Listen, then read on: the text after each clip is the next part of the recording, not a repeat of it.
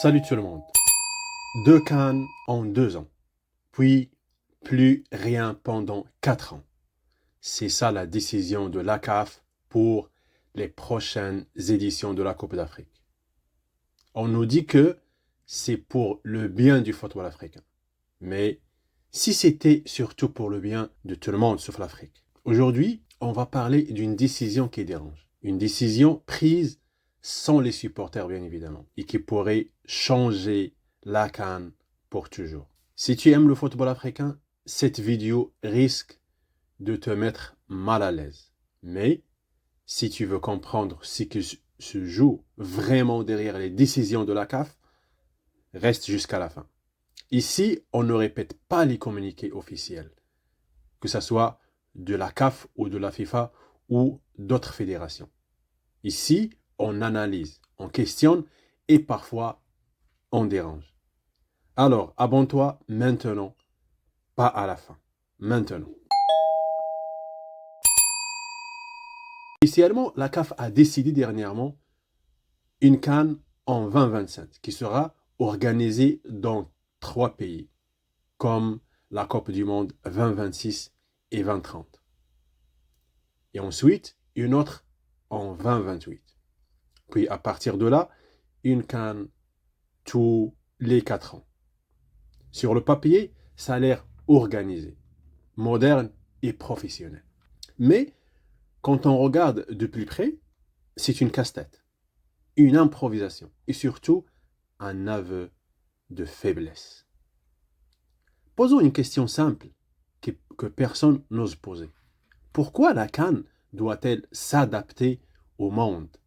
Mais le monde ne s'adapte jamais à la CAN. L'Euro, par exemple, n'a jamais déplacé pour arranger l'Afrique. La Coupe du Monde aussi n'est jamais repoussée pour arranger les clubs africains.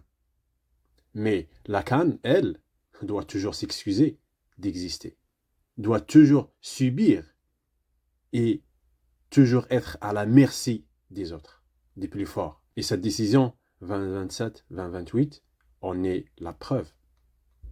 Soyons honnêtes, cette réforme n'est pas née en Afrique. Soyons clairs là-dessus. Elle est née dans les bureaux du club européen, des ligues riches et d'un football mondial qui tolère les joueurs africains, mais pas leur compétition. Quand la CAN tombe, en janvier par exemple, on parle de problème. Alors que quand l'euro tombe en été, ben là on parle de la fête. 2 poids et 2 mesures. La dernière parole est pour le plus fort. Donc avec cette stratégie de laisser faire, le football africain ne va pas avancer, mais plutôt il va reculer. On dirait même en voie de disparition. La CAN 2025, confiée à Kenya, à l'Ouganda et à la Tanzanie, est présentée comme historique, comme quelque chose d'extraordinaire.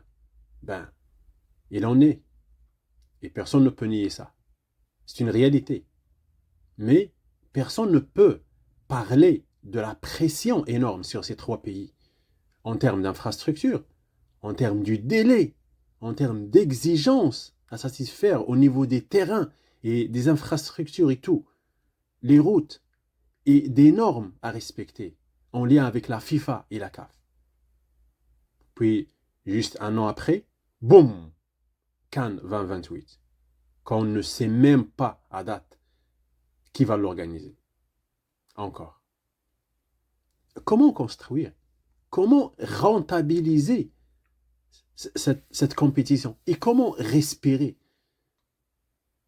Avant la CAN, elle était rare, elle était précieuse, attendue par les Africains d'un premier degré et des riches des autres continents pour acheter, pour découvrir les talents africains. Et bien ensuite, on leur impose quand ils peuvent jouer avec leur pays et quand ils ne peuvent pas le faire. Aujourd'hui, on a l'impression qu'on la déplace. La CAN est toujours en déplacement. Qu'on la compresse, qu'on la reprogramme comme un match amical. 2 éditions collées, puis une longue disparition. Disons les choses clairement. Ce n'est pas une vision, mais plutôt un bricolage. La CAF, il se dit que pour justifier ça, il se dit vouloir protéger les joueurs. Mais il surcharge le calendrier. Il dit vouloir valoriser la CAN, mais au contraire, il la rend moins visible. Et cela va enterrer les talents qui ne peuvent plus apparaître chaque 2 ou 3 ans, mais plutôt chaque 4 ans. Il dit agir pour l'Afrique, mais non. Il agit surtout pour rester acceptable aux yeux des autres, et surtout des Européens. Et le supporter, lui, africain, dans tout ça, qu'est-ce qu'il en est? On ne lui a même pas demandé, on n'y a jamais demandé son avis. Certains vont dire, c'est le progrès, c'est le football moderne. Mais si le progrès consiste à s'effacer, alors ce n'est plus du progrès, mais plutôt c'est une reddition.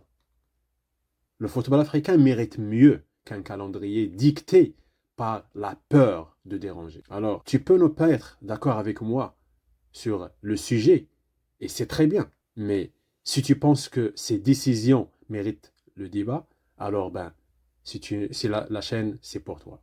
Donc abonne-toi si tu veux un football africain respecté. Donc la CAN 2027-2028 ne sont pas juste 2 tournois, ils sont un symbole africain. Alors, soit l'Afrique assume son football, soit elle continue de s'adapter jusqu'à disparition. Dis-moi en commentaire, est-ce que la CAF protège la CAN ou est-ce qu'elle la sacrifie? Merci de m'avoir suivi et n'oublie pas encore de t'abonner à la chaîne pour tout recevoir sur le soccer, le football africain et à la prochaine.